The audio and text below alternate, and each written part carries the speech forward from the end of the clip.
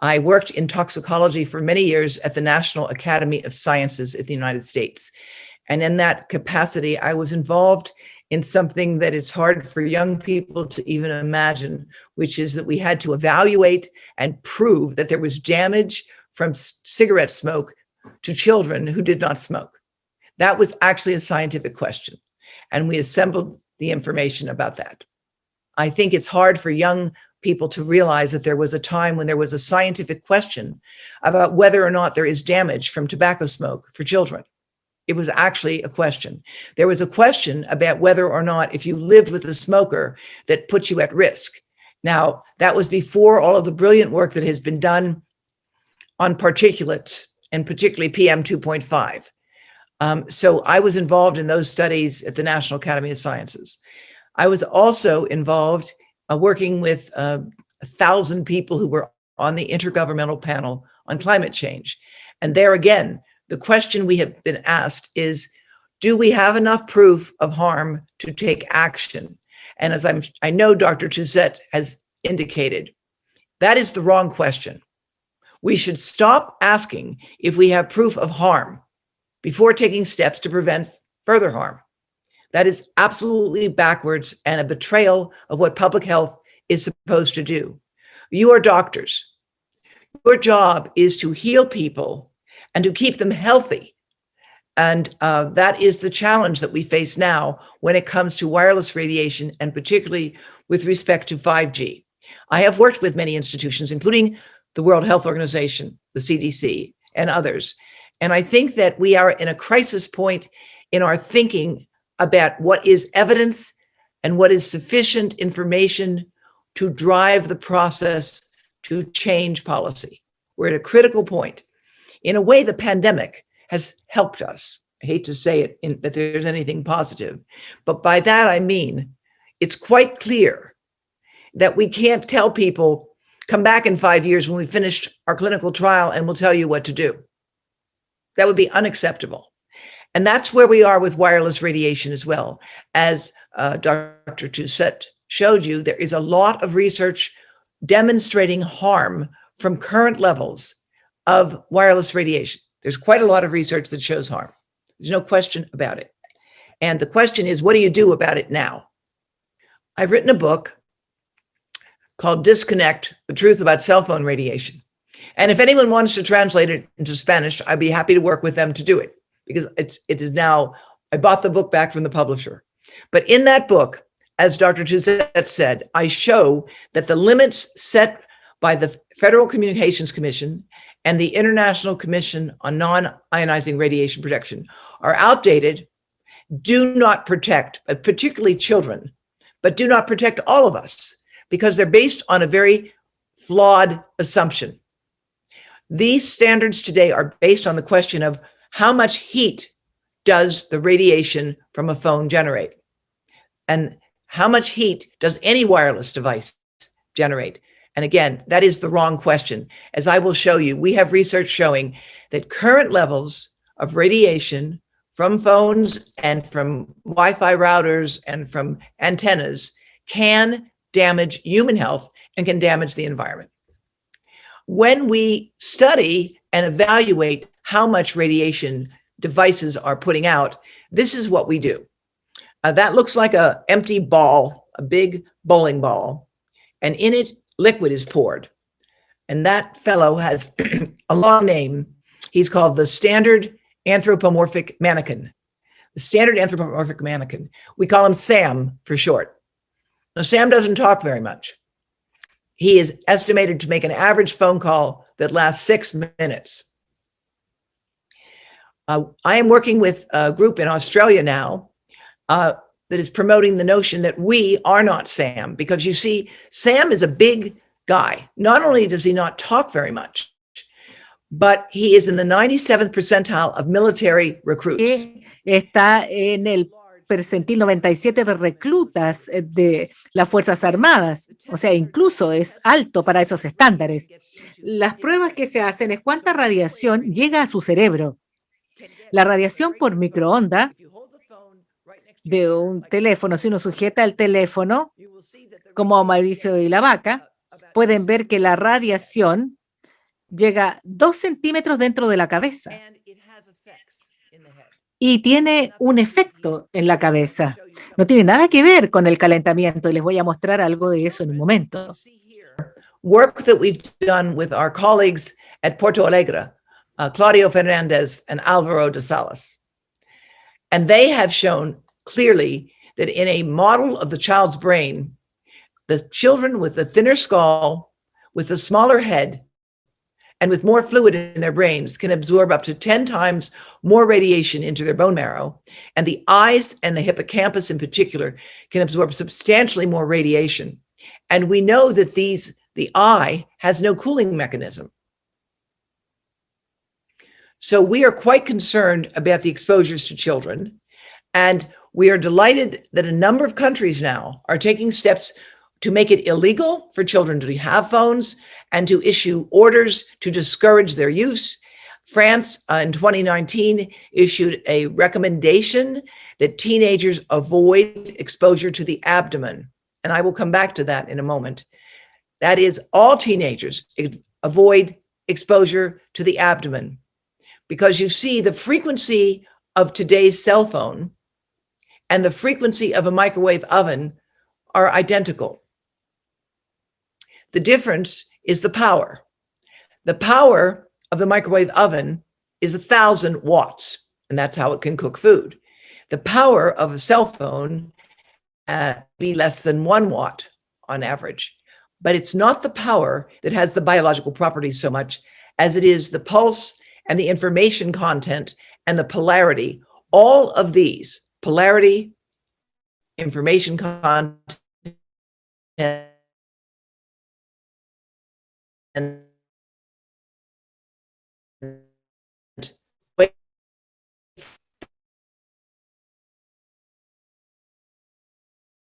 from phones with Juliana Borges Ferreira and Alvaro de Salas and others, where they took a 6-year-old and looked at how long their arms were and what would be the exposure from just holding an iPad at their eye level. And you can see that the exposure, if you see here in the yellow and the white, that's the highest exposure. Now notice that exposure is highest in the nose and in the prefrontal cortex. The interesting thing about prefrontal cortex, as any parent of young adults knows, when the brain grows, it grows from the back to the front. And the last thing to mature is the prefrontal cortex. That part of the brain is involved in impulse control and judgment and a lot of the characteristics that young people don't develop until perhaps nowadays in their 20s. And myelin, the thick, fatty protective sheath around nerves, myelin is also not fully mature in young adults until their mid to late 20s. And this is relevant because we can see that the exposure modeled here for the child gets into their brain, which is not fully myelinated, and can affect their capacity to grow and develop. And we do not know the long-term use, but recently my colleague Tony Miller from Canada has put together analyses indicating that he believes that a large amount of the increase in brain cancer that we're seeing now in youngsters under the age of 20 could be due to their habits of using phones today. And we're also concerned, as I will show you in a moment, with colorectal cancer in young people as well. The important message of this, which is on our website, and you're welcome to use it in any way that you can, is that the exposure that comes from a phone into the skull of a child is much greater than that of an adult. And the adult also gets exposure. So we have ignored this, but I think we can no longer ignore it. And that is why I'm grateful to all of you for inviting me to talk with you about this, because I think you are on the front lines of helping people understand this issue and helping us change the habits, particularly of young parents and young teachers who do not know the dangers of this microwave radiation into the head of children. Now, this is a study that we also did with Claudio Fernandez, and we modeled exposures, and we have an animation of this on our website. We modeled the exposures from a phone in the pocket. Now, here's the thing to remember. Even if you're not using your phone, but it's turned on in your pocket, because it's a smartphone, it's constantly sending an electronic handshake to the tower. Where are you? Here I am. Where are you? Here I am. Up to 900 times a minute. That's one of the things that could be changed to reduce exposures. But so long as you have a phone in your pocket, you're getting radiation from microwaves into your body. There is no skull to reduce the exposure. The skull of an adult is thick and it does not absorb as much radiation. But the abdomen of a young person has no skull to protect it, and the highest exposure goes into the testis and the penis.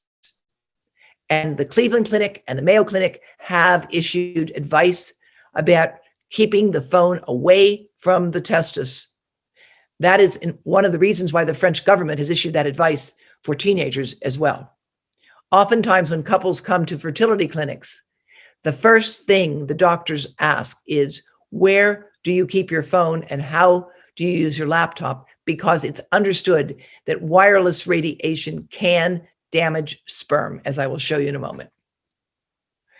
When we look at the totality of the evidence, which I did with Anthony B. Miller, who has written more than 600 publications and is a very distinguished epidemiologist, when we looked at all of the evidence that had been made available in 2019, we took all the human studies and all of the experimental studies, and we concluded that if the International Agency on Research on Cancer were to ask the question, does cell phone radiation cause cancer in humans? The answer would be yes. You have to understand something very important. Every compound that we know for sure causes cancer in people will produce it in animals when adequately studied. So we study animals to predict and prevent human harm. But as I said in my opening, we are now asking the wrong question. We are asking whether we can prove humans are sick and harmed by this radiation before we take steps to reduce exposure. And that is a betrayal of public health. This is a very important study, and I want to take a moment to go through it with you. This is carried out by Joachim Lerchel in Germany, and he investigated the synergistic effect between a known liver carcinogen, a hepatocellular carcinogen, and how it interacted with exposure to very low levels of electromagnetic fields, lower than phones could issue. And he used ethyl nitrosourea, which is a known liver carcinogen. And you see on the black second column here, that was your positive control. That's the amount of cancer produced in these animals after getting exposed just after conception to this known carcinogen. They developed about 15% of them developed liver cancer. But if you look on the right at the red Pero bars, si vemos a la derecha, las barras rojas, a niveles de exposición que están por debajo de aquello que uno recibe de los teléfonos y más similar al que uno podría recibir de las antenas, se ve un efecto duplicado cuando se combina el carcinógeno conocido con exposición a bajos niveles de radiación por radiofrecuencia. Este es un hallazgo muy importante y es consistente con lo que entendemos de otros trabajos. Por ejemplo, toman un carcinógeno conocido y radiación ionizante y muestran que hay un efecto sinérgico, un efecto multiplicador entre la radiación ionizante y la radiación no ionizante. En realidad, las consecuencias biológicas son muy similares a partir de ambas formas de radiación. They both damage DNA. They both cause more oxidative stress. They both can weaken membranes. So we need to be understanding that this in utero study is showing us something very important, and that is that there's an interaction between exposure in utero during the 3 weeks of embryogenesis. There is an interaction so that a chemical carcinogen combined with this radiation will heighten the response, will double the amount of cancer produced in animals. Now, having talked about cancer, I now want to take it back a bit. Cancer is the tip of the iceberg. As you know, most of the iceberg is below water. It is not, in my opinion, the most important effect. We have a range of effects indicated here. Damage to DNA in the nucleus, damage to DNA in the mitochondria of the sperm, damage to DNA wherever it's been measured as a consequence of exposure to electromagnetic fields. There is also evidence in studies in teenagers that those who have records of using phones the most have the most memory problems. And experimental studies, one of which I'll show you in a moment, have also shown more brain damage in animals exposed prenatally. Finally, there are effects from this radiation on bees, insects, and trees as well. This is a very interesting study that was done by a group of engineers from the Middle East, and they took existing data on the network in Austin, Texas, that's on the left. And from that, they created a map showing the power density, that's in terms of volts per meter, in a certain area in Austin. This picture on the right, however, shows you what will happen if 5G is deployed. Look at the increase in the density of exposure.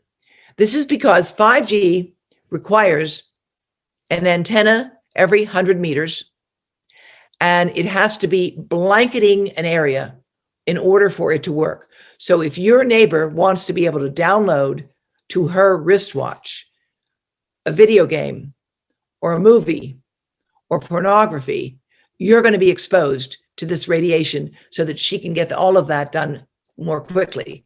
And actually, there's a backlash, which I'd be happy to share with you more information, in China right now, a backlash against 5G, because in order for 5G to work, everyone has to go out and buy new laptops, new routers, new baby monitors, new printers. They have to create a whole new set of consumer products that people will buy in order for this system to work. And in China, people are rebelling and saying, oh, we don't want it. Besides which, it doesn't seem to work very well. They come up with these folding phones. They're not very reliable. The actual speed, as opposed to the promised speed, is much lower than a gigabyte a second. And there are a lot of problems. Most notably, the energy consumption of the 5G system is 4 to 8 times more than the energy consumption of the current 3G and 4G system. So in China, as you know, it's an authoritarian government. Within the government, there's a big argument going on. And the people that run the 5G system, they just want to get subsidies from the government so they can continue to roll it out.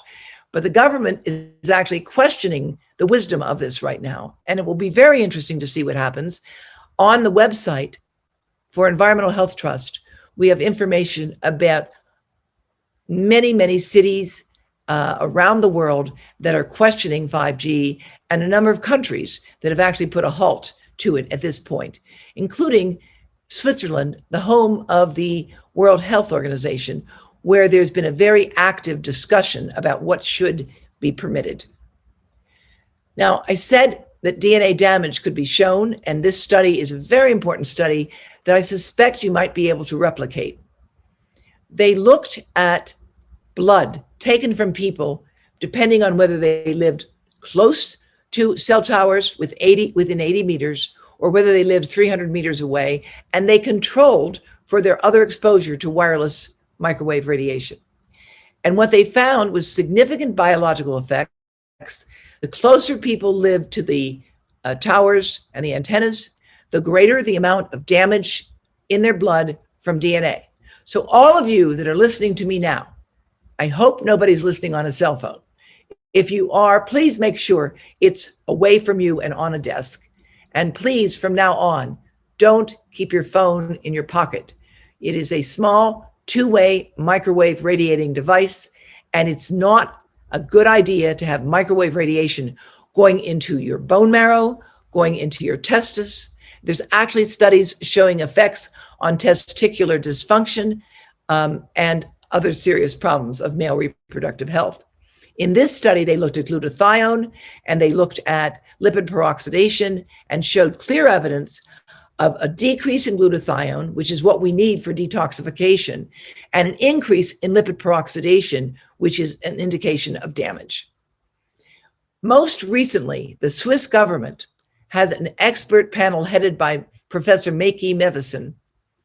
And Maiki and her colleagues produced a really excellent summary of the entire existing experimental literature that they could come about, as well as all of the whole animals. So in other words, she looked at in vitro and in vivo studies on the effect of electromagnetic fields, particularly focusing on oxidative stress. As I said, oxidative stress is a really good marker for what happens within the body. And their conclusions are that I would urge you to read pre-existing conditions such as immune deficiencies or neurodegenerative diseases compromise the body's defense mechanisms, including antioxidative protection. Normally, the body has a lot of antioxidants, especially if you're eating all those wonderful fruits and vegetables that you have down in Chile and in Argentina. So it's possible that you will have protection. But if you are exposed, right, to radio frequency radiation, then you will have more health effects from that exposure if you already have any immune deficiency. And they say that the very young and elderly can process oxidative stress less efficiently. And that's why they say, in summary, the majority of the animal studies find effects caused by radiofrequency electromagnetic fields. This is a very important finding from a very distinguished group. And I think that it's important that the world pay attention to what this group of experts has concluded. Speaking of experts, Om Gandhi actually invented many of the technologies that we use today to test phones. And he has been credited with warning people, not that they listened sufficiently, to the dangers of the standard anthropomorphic mannequin, SAM. He showed some time ago that the SAM model was not adequate for protecting children. Then the National Agency of France, which checks for microwave emissions from devices, released some really shocking data. They released data showing that if phones are tested right next to the head or right in the pocket, then they exceed the European limits, sometimes up to fivefold. And if phones are tested using the US limits, which are more stringent, they exceed the US limits up to 11-fold. So the standards are not being followed. The reason why this happens is that phones are not tested the way they're used. They're not tested like this. They're not tested in the pocket or in the bra. They are tested with some distance. And every single millimeter distance the phone is tested allows for 15% less exposure, 15%. And so because of that, Gandhi produced this paper, and he showed that the French data have demonstrated that the majority of phones in use now, popular phones, are exceeding the current standards, which are 25 years old and are only based on avoiding heating. They do not take into account the extensive literature on sperm damage, the ability of the microwave radiation to affect DNA. This is another example. And this, again, these studies have been replicated. 2 minutos, doctora Davis. Yes. Two last minute, doctora Davis. Thank you. This is showing that microwaves can damage the blood-brain barrier, because when animals are exposed to this radiation, then it creates lesions in the membrane because of its capacity to get through. Other meta-analyses have been done of in vitro work, including work that my colleague Malka Haugemug published in Environmental Research with me. And we looked at over 300 peer-reviewed publications of over 1,000 experimental observations in vitro models. And we found that most of the faster growing cells showed significant damage from radiofrequency radiation. And the speed of the cell growth was critical. So if you had mature cells like lymphocytes, they may not show any effect. But if you have rapidly growing cells like spermatozoa or like the glial cells of the brain, the faster the cell grows, the greater the chance mistakes can be made. This is a study that was done by the American Cancer Society, supported researchers at Yale University, Professor Luo and colleagues. They found, if you looked at single nucleotide excisions, SNPs, if you looked at some common SNPs, those people who had this common SNP had up to 4 times more thyroid cancer if they were regular cell phone users. This is a new study. It's published by a very distinguished group. Now, with Tony Miller, I have recently published this study where we showed that the risk to the current generation for rectal cancer in people ages 20 to 30 to 40 right now is up to 4 times greater than for earlier generations. Now, it's a small risk, but it's completely unexplained. No one ever thinks to look for colorectal cancer in young adults. So when they find it, after lots of literal stomach aches, it's often too late. It's often too late. And we really need to focus on preventing this, and rather than proving that it's due to cell phones. Hundreds of scientists have joined with me and others, including Professor Toussaint, to issue statements urging action to reduce exposures and to halt 5G until we have safety data. And we do not have safety data. For those of you who want to know more about it, you can find that at our website. There have a group of Chilean medical doctors, Viennese medical doctors, Greek medical doctors have all formed and signed petitions, and the American Academy of Pediatrics has repeatedly written and urged that standards should be set to take into account the growing number of children that are using phones.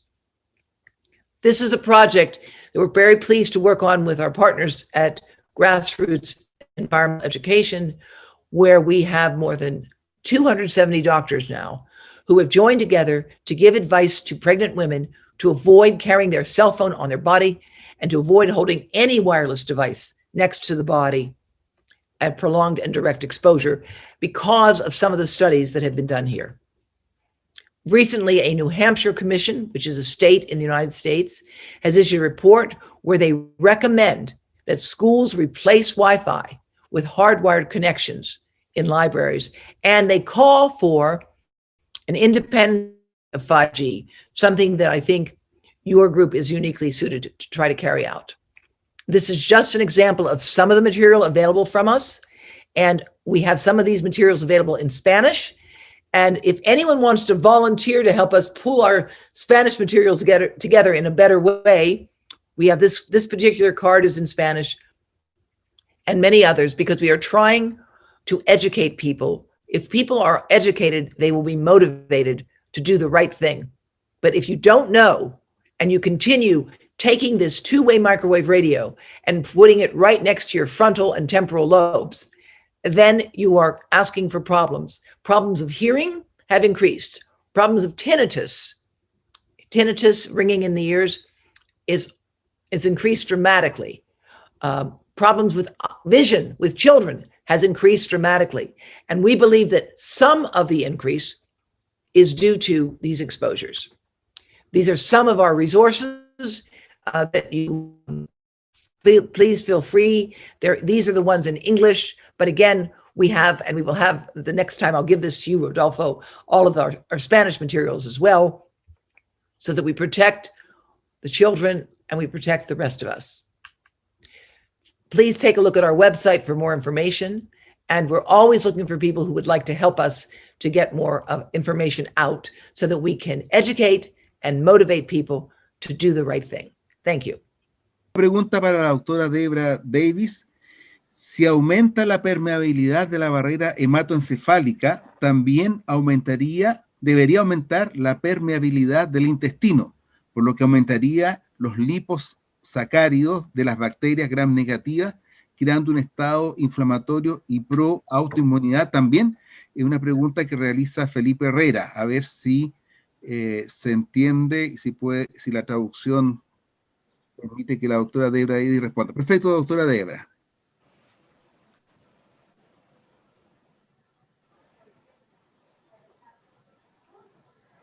I'm sorry, Doctor. Let me say that is an excellent, really interesting question and shows a lot of understanding of the process. And the answer is, I don't know, but that would be really interesting to find out. And the question that I want to come back to that Dr. Ramirez said as well is, what are we doing by experimenting on our children like this? I mean, you've asked a very good question that I can't answer. And we should know the answer before we continue expanding all of this radiation exposure. As Dr. Jousset has said very elegantly, we've got to start to rethink our approach here and stop assuming that it's safe until we have overwhelming evidence that it's not, because we already have evidence of harm. We do. And I'd like to, if I may, comment on a few other things that I heard. The question, I believe it was Dr. Ramirez who said, what has the pandemic done? And we all know what the pandemic has done is it's forced people to spend more and more time in front of screens. And therefore, and particularly for children, there's been a very good backlash now. People are saying, what are we doing? These children, elementary school children, 5, 6, 7, 8, they're not learning in the way children are supposed to learn. They don't have eye-hand contact and they don't see people and look them in the eye. They're not learning to share and work together and understand about other people. They're sitting in front of a screen. And it's really, really, there's a lot of teachers and many parents who are saying, wait a minute, I'm not happy with this. And I think that is, in a way, it's a good backlash for us. There was a comment I saw in Spanish about individual responsibility. Let me say something. Of course, we have individual responsibility. But if our country and our society is blanketing us with exposures that we have no control over, we don't have the ability to say no. I mean, I don't have to be around cigarette smoke. I can walk away now because it's no longer legal to smoke everywhere. You certainly remember in your country where there was so much smoking and you could never go into a nice restaurant because you would be coughing from all of the exposure. So I really think that, yes, individuals need to be responsible, but the society has to create a framework. It is our job to protect those who cannot protect themselves. And there is no greater group that is unable to protect themselves than the children, especially the young children. And we are exposing them now to levels of radiation that have never been tested for safety. And I think it's, give you one example. Another question I saw in Spanish was about melatonin.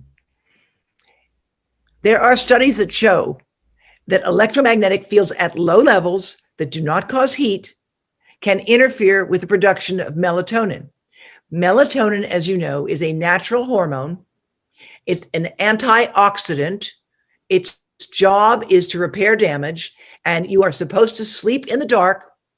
No electronic devices, no blue lights flashing. Sleep in the dark, because when you're in the dark, the brain will produce melatonin. Now, people who are exposed and work at night have low levels of melatonin and higher rates of cancer, because working at light at night is classified by the International Agency for Research on Cancer as a carcinogen.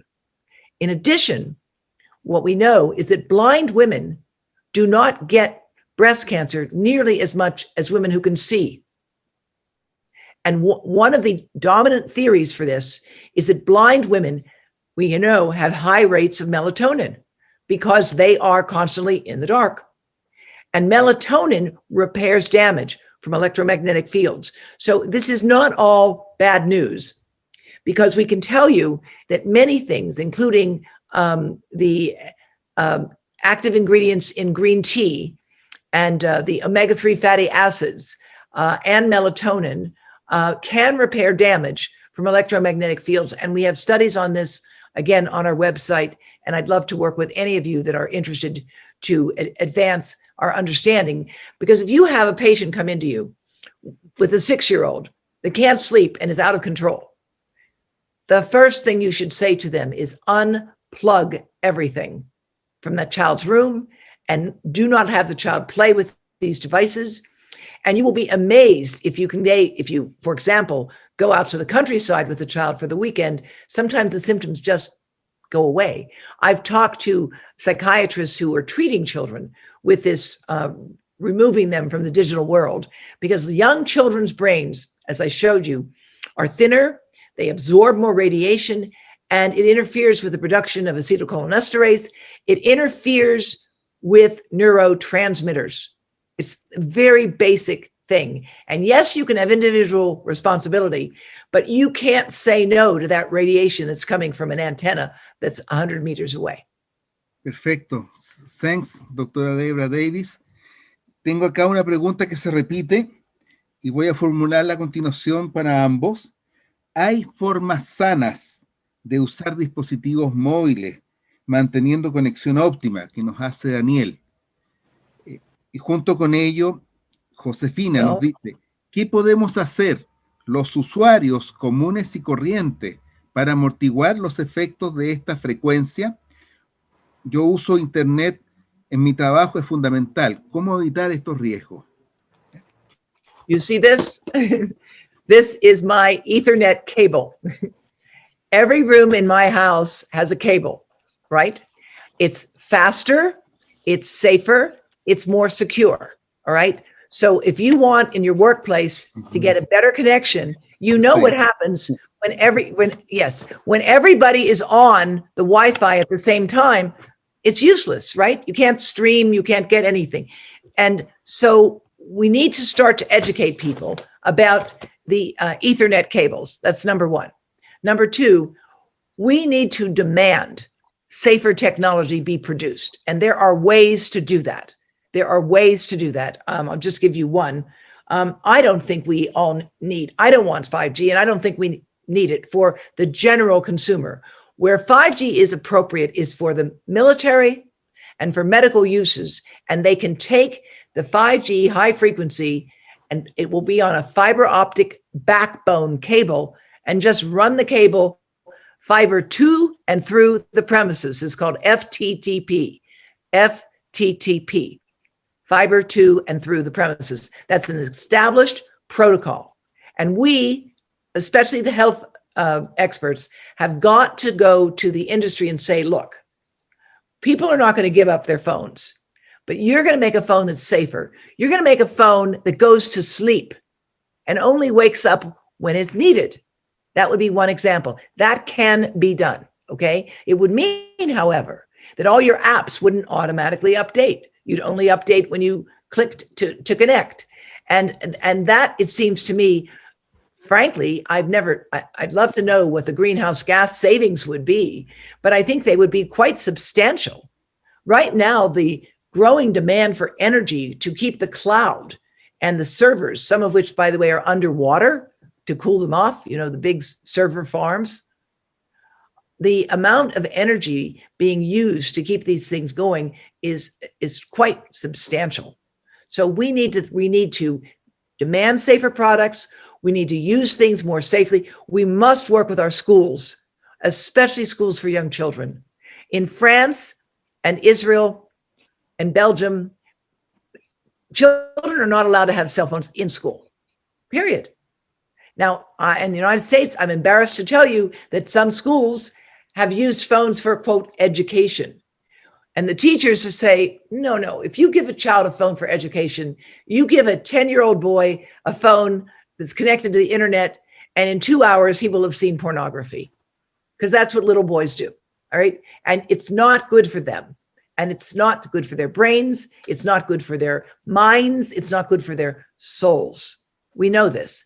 But I think it's really important that medical professionals work together to educate the public. You have some fairly well-informed politicians, some of them. We need to get them to become leaders. And the way politicians get to become leaders is the public has to push them.